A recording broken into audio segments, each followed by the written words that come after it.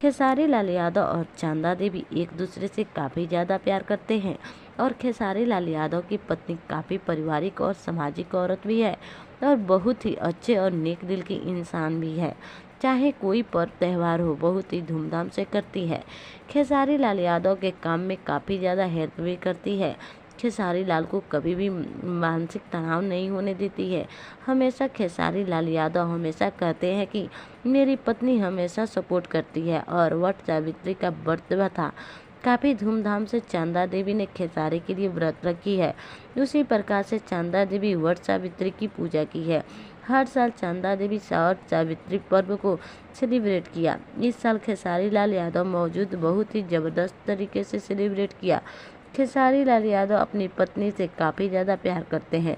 बहुत ही खुशहाल परिवार है। खेसारी लाल यादव भी भोजपुरी इंडस्ट्री में बहुत बड़ा नाम कमा चुके हैं। तो गाइस हमारा वीडियो कैसा लगा? अच्छा लगा तो लाइक कमेंट शेयर कीजिए और चैनल को सब्सक्राइब करना ना भूलिए। नमस्कार।